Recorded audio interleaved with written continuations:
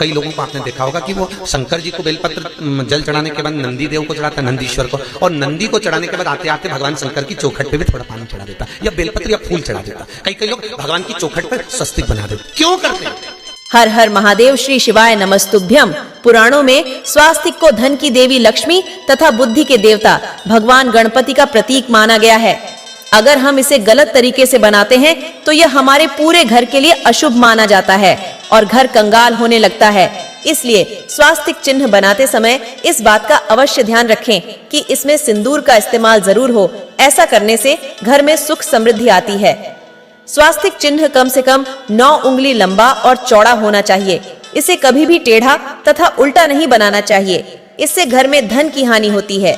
शाम के समय जो दीपक प्रज्वलित किया जाता है वह अत्यंत आवश्यक होता है, क्योंकि शाम के समय नकारात्मक और सकारात्मक दोनों ही शक्तियां बहुत ही प्रभावी होती हैं।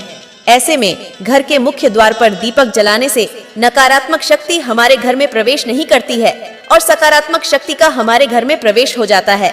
शास्त्रों के अनुसार जो सुबह और शाम का समय होता है, संध्या काल का जो समय होता है, मतलब जो सुबह जब रात से सुबह होती है वो समय, और फिर सुबह से जब रात हो रही होती है वो समय, ये दोनों समय संध्या काल कहे जाते हैं। इस समय में महालक्ष्मी धरती पर भ्रमण करती हैं।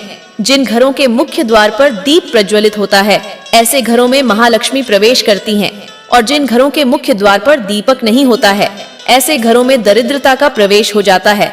दोस्तों, सुबह जल्दी उठकर अपने घर के मुख्य द्वार की सफाई करनी चाहिए। उसके बाद घर के मुख्य द्वार पर जल का छिड़काव जरूर होना चाहिए। इतना मात्र करने से ही महालक्ष्मी का प्रवेश आपके घर में हो जाता है। लेकिन शाम के समय दीपदान होना बहुत जरूरी है।